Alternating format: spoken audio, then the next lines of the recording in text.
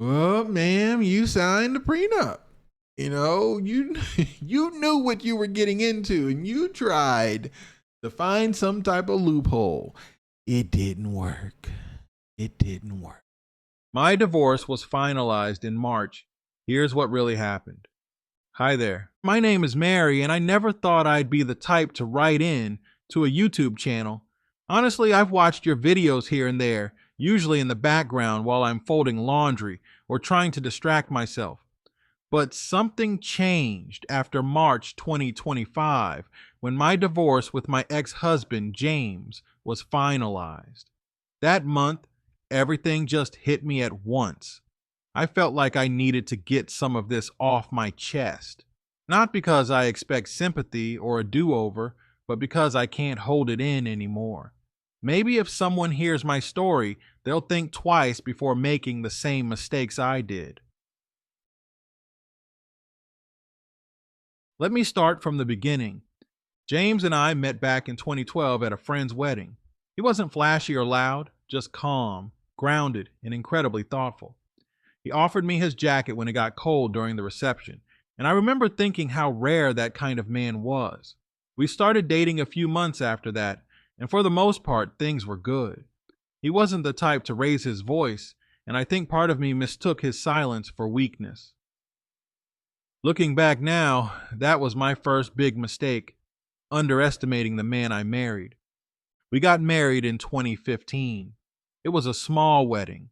My parents were thrilled because James had a good job, came from a decent family, and didn't give off red flag energy like some of the guys I dated in the past. I won't lie. Part of the appeal was the stability. I had just gotten out of a messy relationship, and James felt like the exact opposite of chaos. I signed a prenup. At the time, I didn't think anything of it. He explained it calmly, said it was just to protect both of us, and I agreed without reading it too carefully. I was so in love with the idea of security that I assumed we'd never need to pull that document out again.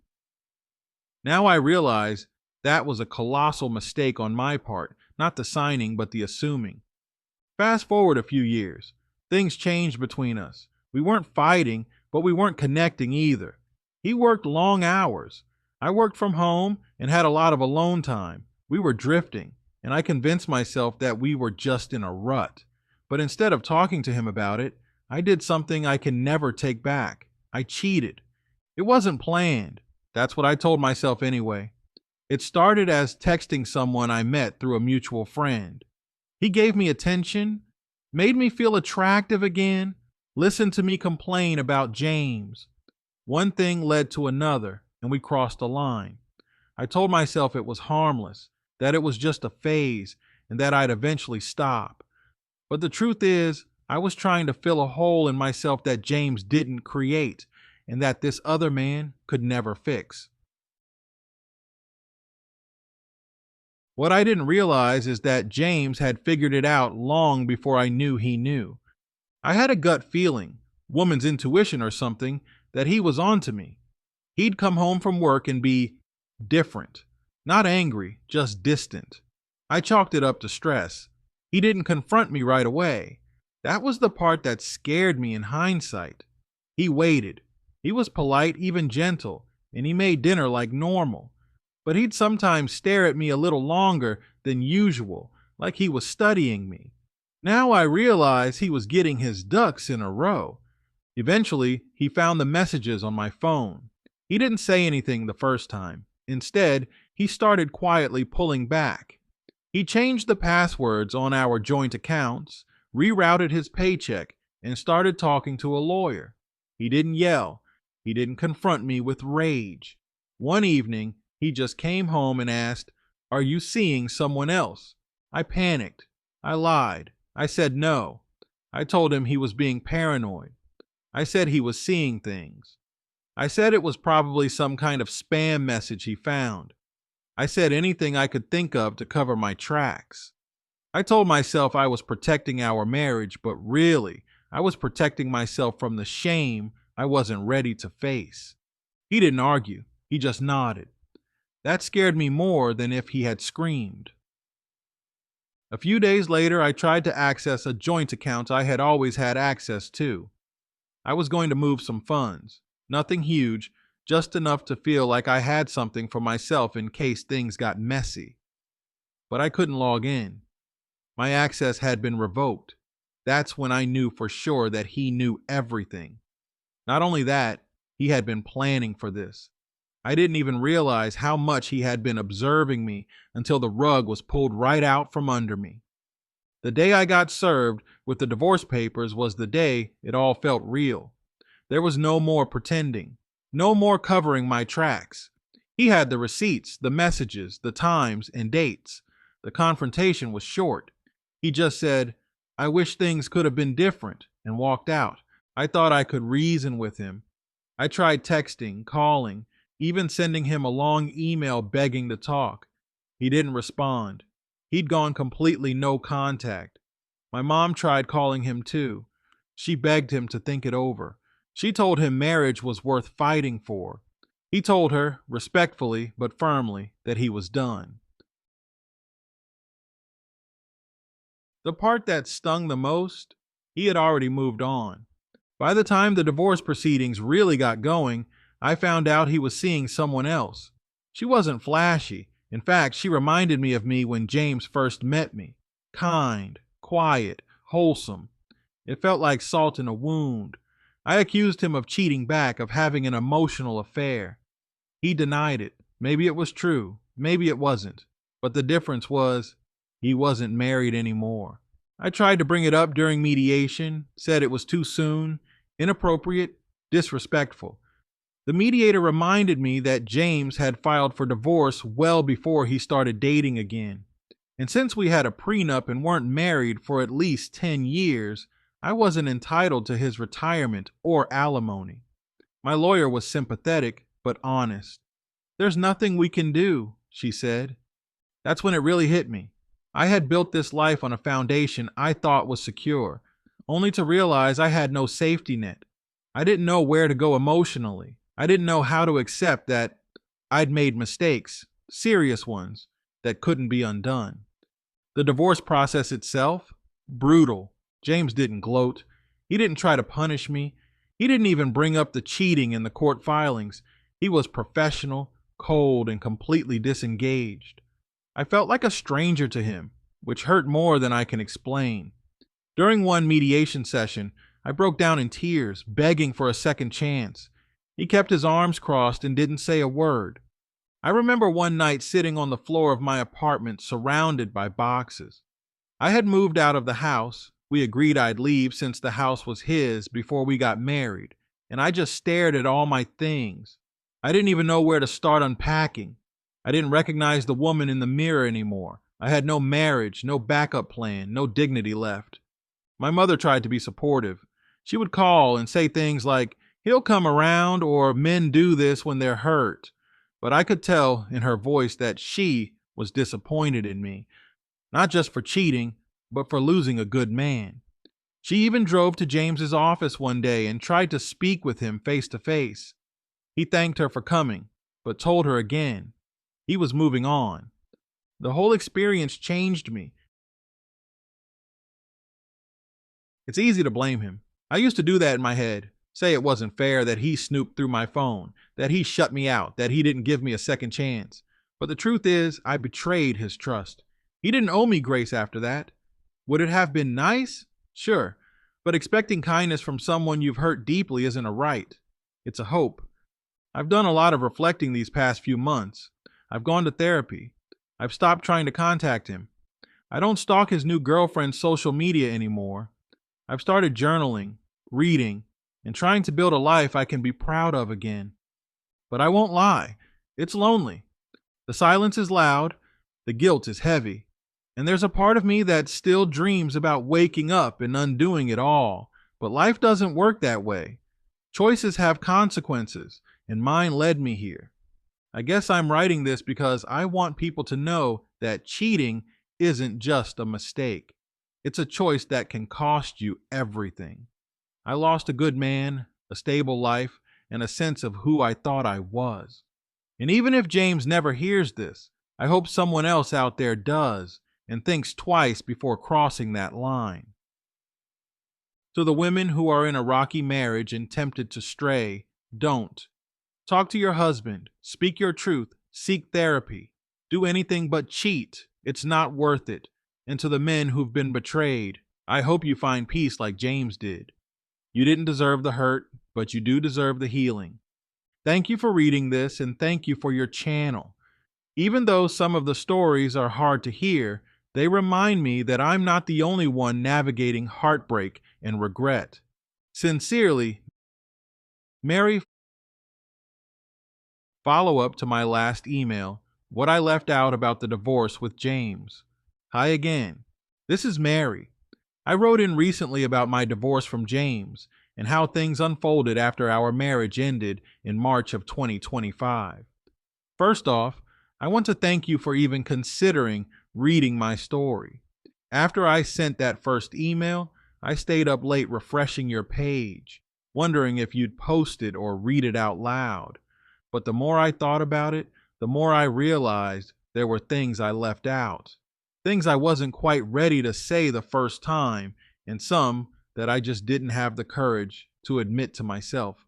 I guess I rushed that first email because part of me wanted to be done with the story, to wrap it up with a bow, say lesson learned, and move on. But that's not the full picture.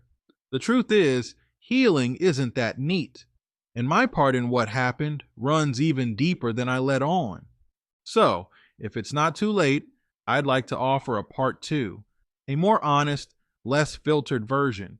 Because if you're going to share my story, I want it to be the truth, not just the part that paints me as regretful, but the whole thing, even the ugly bits I tried to skim over. Let me start with something I didn't fully explain. I wasn't just unfaithful physically.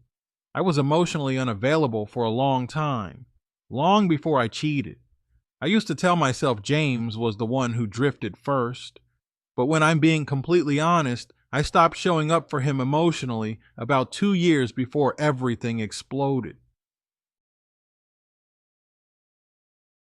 There was a point when I stopped asking how his day was. I'd nod, pretend to listen, but I was halfway through TikTok or checking notifications.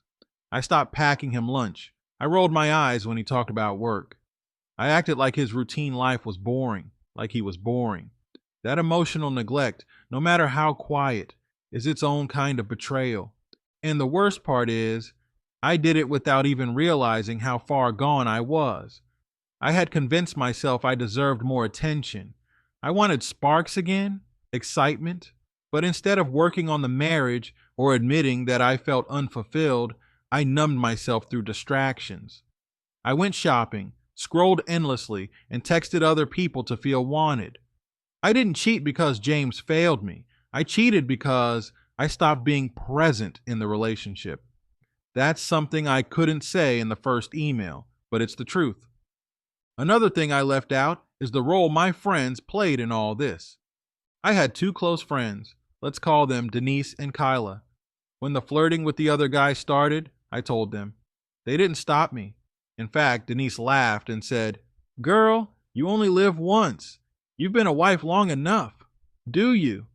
Kayla said, "If James really loved you, he'd notice you're unhappy."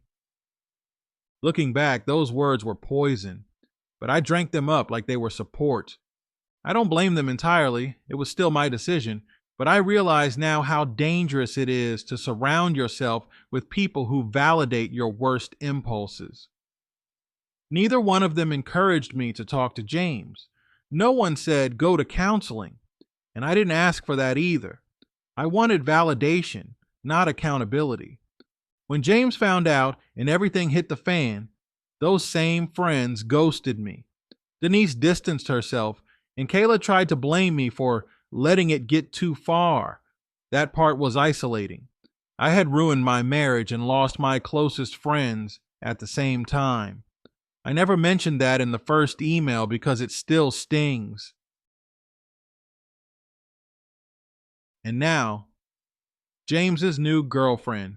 I danced around this in the first email because it's still something I'm trying to wrap my head around. Let me just say it. I hated her at first with a passion. Not because she was cruel or petty, she wasn't, but because she was everything I used to be. She supported his hobbies. She actually liked watching documentaries with him. She'd pack him healthy lunches and leave handwritten notes, which I found out from mutual friends.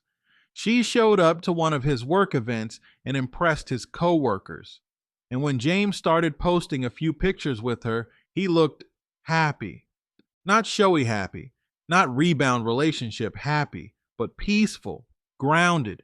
That made me spiral. At one point, I drove by our old house just to see if she was there. I don't know what I thought I was doing.